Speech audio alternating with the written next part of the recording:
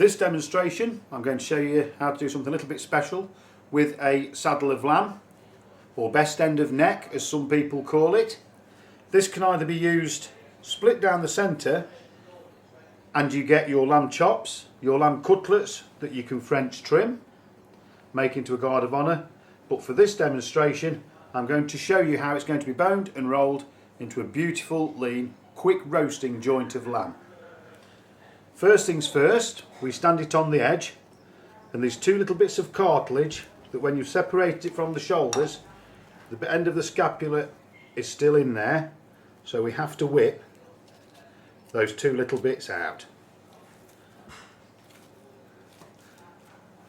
Like that. There's one either side.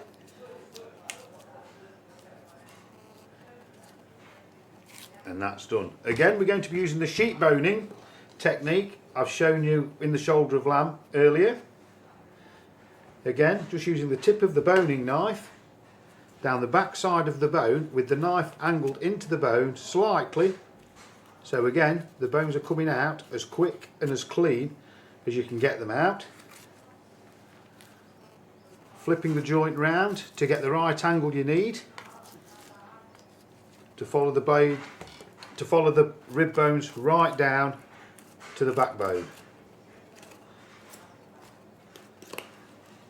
Once you've got to that stage, when you're down to the backbone, just a quick flick of the wrist and a push with the blade,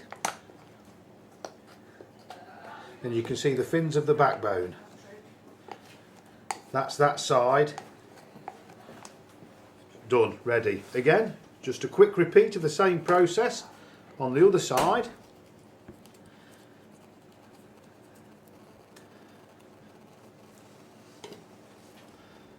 Again, angling the knife into the bones, sliding them down the ribs. If you didn't angle it, you'd just be going into You'd be going into the meat, and you'd leave a lot of meat on the ribs as you're going down, which again is waste. You don't want waste. You don't want meat left on the bone. You want it left on the joint for your customers' enjoyment. Righty ho. Again, once you're at that stage, just a little nick with it facing the angle back on yourself. Not going too deep, because if you go too deep you can actually cut through the back skin, which is what you want to try and avoid.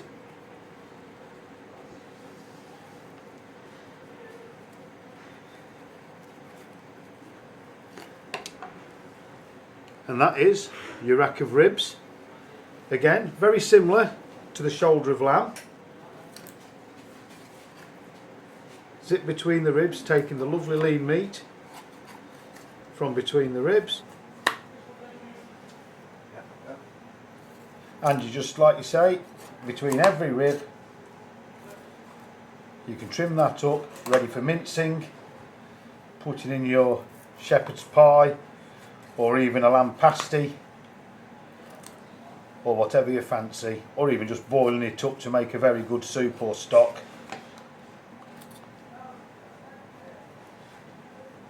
There's a multitude of uses you can use it for.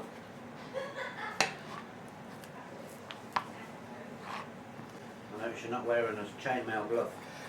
I don't wear a chainmail glove.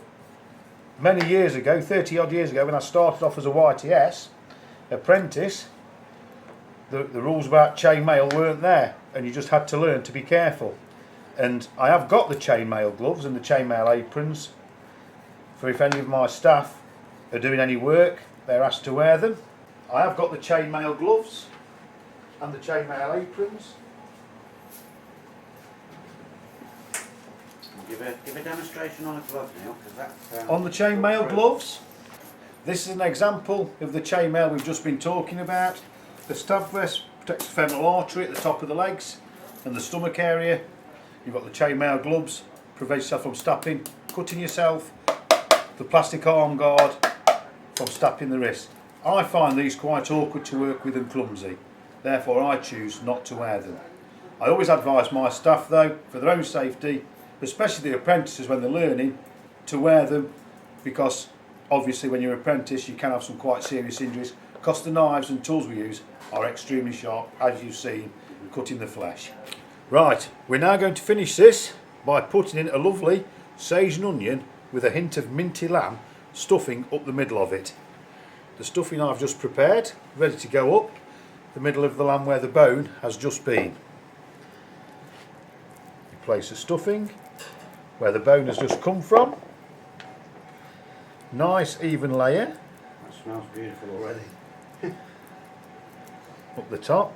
Yeah. Just go and quickly wash my hands.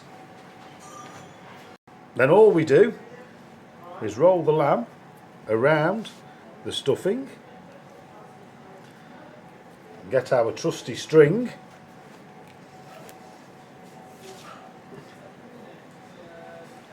Again, as I'm going to be cutting this in half, I'm going to go slightly off centre.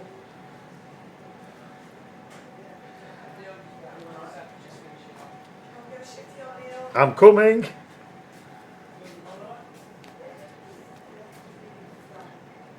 I've just got to disappear and serve a customer. I'll be back in a moment. And hopefully this should be the finished product with the stuffing up the middle, quick roast, 35-40 minutes on 200 degrees C, cooked to perfection. It's absolutely beautiful now.